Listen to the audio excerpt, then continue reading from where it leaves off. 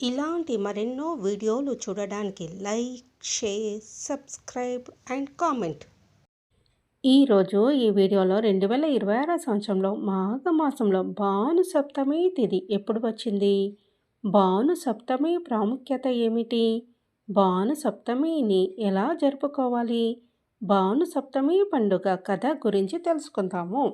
భాను సప్తమి అనేది హిందూ ధర్మంలో సూర్య భగవానుడి ఆరాధనకు అత్యంత విశిష్టమైన రోజు. ఆదివారం నాడు సప్తమి తిథి రావడం వల్ల దీనికి భాను సప్తమి అని పేరు వచ్చింది. రథసప్తమి తర్వాత వచ్చే అత్యంత శక్తివంతమైన సూర్యారాధన దినము ఇది. ఈ రోజున సూర్య భగవాన్ని పూజించడం వల్ల కోటి సూర్యగ్రహణాల సమయంలో చేసిన దానం వల్ల వచ్చే పుణ్యం లభిస్తుందని శాస్త్రాలు చెప్తున్నాయి. ఏ ఆదివారం రోజైతే సప్తమి తిథి వస్తుందో ఆ రోజును భాను సప్తమిగా పిలుస్తారు. దీన్ని విజయ సప్తమి అని కూడా అంటారు. పురాణాల ప్రకారము ఒక భాను సప్తమి రోజున చేసే సూర్యారాధన, జపము లేదా దానము కోటి సూర్యగ్రహణాల సమయంలో చేసిన పుణ్యకార్యాలతో సమానమైన ఫలితాలను ఇస్తుంది. అందుకే దీన్ని సాధారణ సప్తమి కంటే మిన్నగా భావిస్తారు. ఆరోగ్యం భాస్కరాదిచ్చేత్ అంటే ఆరోగ్యాన్ని ప్రసాదించేవాడు సూర్యుడు. భాను సప్తమి రోజున సూర్యుడిని ఆరాధిస్తే దీర్ఘకాలిక అనారోగ్యాలు, ముఖ్యంగా కంటి సమస్యలు, చర్మ వ్యాధులు మరియు ఎముకలకు సంబంధించిన సమస్యలు తొలగిపోతాయని భక్తుల నమ్మకము. ఈ రోజున సూర్యుడు తన రథాన్ని మొదటిసారిగా అధిరోహించినట్లు పురాణాలు చెప్తున్నాయి. సూర్యుడు 7 గుర్రాలు, 7 రంగులకు మరియు వారంలోని 7 రోజులకు ప్రతీకలు. ఈ రోజున సూర్యుడిని పూజించడం వల్ల కాలచక్రం మనకు అనుకూలంగా మారుతుందని విశ్వసిస్తారు.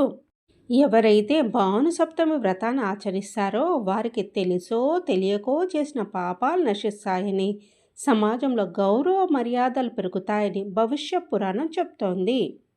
2026 సంవత్సరంలో ఫిబ్రవరిలో భాను సప్తమి తిథి ప్రారంభము. 8వ తేదీ ఫిబ్రవరి 2026 ఆదివారము తెల్లవారుజామున 2:54 ప్రారంభమై 9వ తేదీ ఫిబ్రవరి 2026 సోమవారము తెల్లవారుజామున 5:01 సప్తమి తిథి ముగుస్తుంది. స్నాన పూజకు శుభ ముహూర్తము 8వ తేదీ ఫిబ్రవరి 2026 ఆదివారం ఉదయం 5:26 నుండి 7:13 వరకు. భాను సప్తమి విశిష్టతను తెలిపే ఒక ప్రసిద్ధ కథ భవిష్య పురాణంలో ఉంది. ఈ కథ సూర్యారాధన యొక్క శక్తిని మరియు భాను సప్తమి నాడు చేసే స్నాన ఫలాన్ని వివరిస్తుంది. పూర్వము ఇందుమతి అనే ఒక వేశ్య ఉండేది. ఆమె తన జీవితకాలంలో ఎప్పుడూ ఏ పుణ్యకార్యం కానీ దాన ధర్మాలు కానీ చేయలేదు. వయసు మరలిన తర్వాత ఆమెకు మరణం పట్ల భయం వేసింది. నేను నా జీవితంలో ఎంతో పాపం చేశాను, నాకు ముక్తి లభించే మార్గం లేదా అని బాధపడుతూ వశిష్ఠ మహర్షి వద్దకు వెళ్ళి తన కోడు వెళ్ళబోసుకుంది. అప్పుడు వశిష్ఠ మహర్షి ఆమెపై దయ తలచి ఇలా చెప్పారు: అమ్మా ఇందుమతి, మాఘమాసంలో వచ్చే సప్తమి తిథి అత్యంత పవిత్రమైనది. ఆ రోజున ఆదివారం కనుక కలిసి వస్తే దాన్ని భాను సప్తమి అంటారు. ఆ రోజున సూర్యోదయ సమయంలో పవిత్ర స్నానం ఆచరించి సూర్య భగవాన్ని భక్తిగా ఆరాధించు, అది నీ పాపంలో అన్నిటినీ హరిస్తుంది అని మహర్షి చెప్పారు. మహర్షి చెప్పినట్లుగానే ఇందుమతి భాను సప్తమి రోజున నియమ నిష్టలతో సూర్యారాధన చేసి సూర్యుడికి అర్ఘ్యం సమర్పించింది. ఆ పుణ్యఫలంతో ఆమె మరణం తర్వాత దేవకన్యగా మారి స్వర్గలోకంలో ఇంద్రుని కొలువులో స్థానం సంపాదించుకుంది. ఈ పండుగ వెనుక ఉన్న మరో ఇతిహాసం గురించి తెలుసుకుందాం.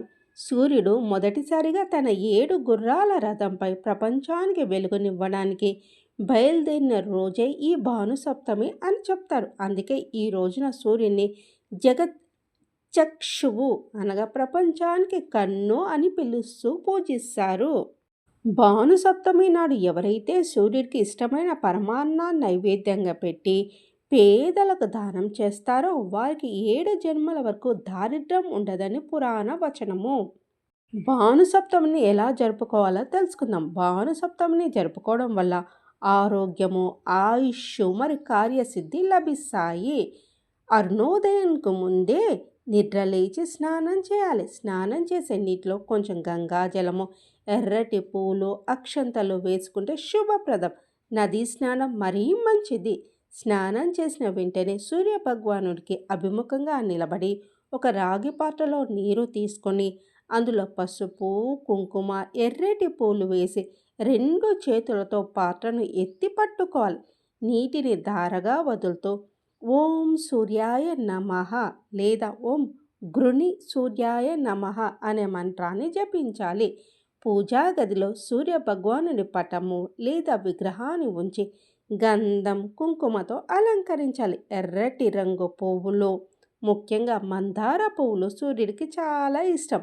వాటితో పూజించాలి. నెయ్యితో దీపారాధన చేసి ధూపం చూపాలి. సూర్యుడికి ఎరుపు రంగు లేదా గోధుమలతో చేసిన పదార్థాలు ఇష్టం. గోధుమ రవ్వ ప్రసాదము లేదా బెల్లం వేసిన పరమాన్నము నైవేద్యంగా సమర్పించాలి. పూజ సమయంలో ఆదిత్య హృదయము, సూర్య అష్టకము పఠించాలి.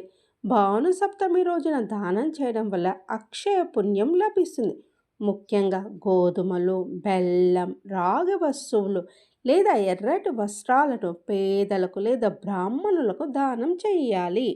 భాను సప్తమిని ఆచరించడం వలన తెలిసి చేసిన, తెలియక చేసిన, మనిషి చేసిన పాపాలను ప్రక్షాళన చేసే శక్తి సూర్యారాధనకు ఉంది. భాను సప్తమి నాడు చేసే నదీ స్నానము లేదా సూర్యరశ్మి సోకేలా చేసే స్నానము శరీరానికి ఆరోగ్యంతో పాటు మనసుకు పవిత్రతనిస్తుంది.